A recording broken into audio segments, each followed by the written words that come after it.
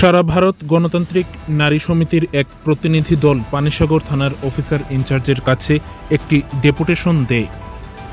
14 September শনিবার সকাল আনুমানিক 10টা নাগাদ এই ডেপুটেশনটি পানিসাগর থানার অফিসার ইনচার্জের কাছে সারা ভারত গণতান্ত্রিক নারী সমিতির এক প্রতিনিধি দল এটি দেয়।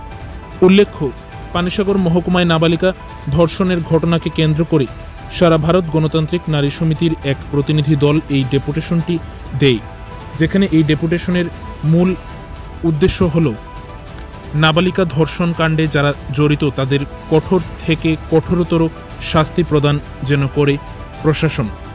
একে কেন্দ্র করেই পানিসাগর থানার অফিসার ইনচার্জের কাছে এই ডেপুটেশনটি দেয় তারা। আজকে সকালবেলা 9টার সময় আমাদের সারা ভারত গণতান্ত্রিক নারী সমিতির একটা টিম আমাদের যে গত 11 তারিখ পানিসাগরে যে নারকীয় ঘটনা সংঘটিত হয়েছে গণধর্ষণ কাণ্ড, আমাদের পশ্চিম পদ্মবিল গ্রামের চিলেটি ক্যাম্প সংলগ্ন এলাকায়, এই এলাকার থেকে একটা নাবালিকা স্কুল পড়ুয়া ছাত্রীরে তারা বাইকে নাকি কিডন্যাপ করিয়া অন্যত্র জায়গায় নিয়ে তারা গণধর্ষণ কাণ্ড সংঘটিত করছে।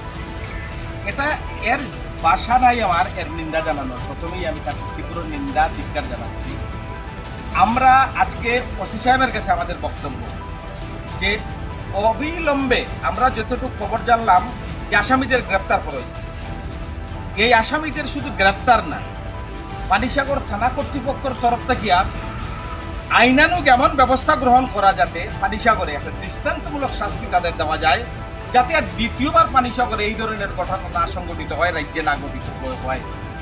আমরা বছর 2 আগে আমরা লক্ষ্য করছি পানিসাগরের চন্দ্র আলম পাড়ায় অনুরূপ একটা ঘটনা ঘটছে। আসামি আজকে দিব্যি বাজারে ঘুরাইতেছে, এই আইনের ফাঁক দিয়া ওইভাবে ঘুরাইতেছে। এই ঘটনায় আমরা অ্যালার্ট করিয়ে দিতে আইছি যাতে আসামিদের দ্রুত গ্রেপ্তার আপনারা করছেন, তার বিরুদ্ধে বিহিত ব্যবস্থা গ্রহণ করেন, এই আবেদনটুকু জানাইছি।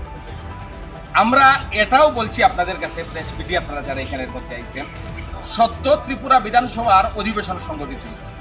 এই অধিবেশনের লক্ষ্য করলাম জুলাই আগস্ট মাসে 2 মাসে বিধানসভার তথ্য খুন হয়েছে 9 জন, ধর্ষণ হয়েছে 5টা। মডেল ত্রিপুরা 1, ত্রিপুরা শ্রেষ্ঠ ত্রিপুরার নিদর্শন। এরপরে বিধানসভার অধিবেশন সম্পন্ন হওয়ার পরে আমরা লক্ষ্য করলাম গত 2 সেপ্টেম্বর কাঞ্চনপুরে প্রকাশ্য দিবালুকে স্কুল ছাত্রীরে নৃশংসভাবে খুন করা হয়েছে, কুপিয়া কুপিয়া খুন করা হয়েছে। কোন রাজ্য এটা? ত্রিপুরা।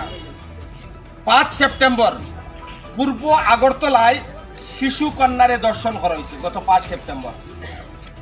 শান্তির বাজারে 14 বছরের নাবালিকাকে ধর্ষণ করে বলতে লজ্জা হচ্ছে গোপন অঙ্গে অত্যাচার সংগঠিত করা হয়েছে আমাদের শ্রেষ্ঠ ত্রিপুরায়।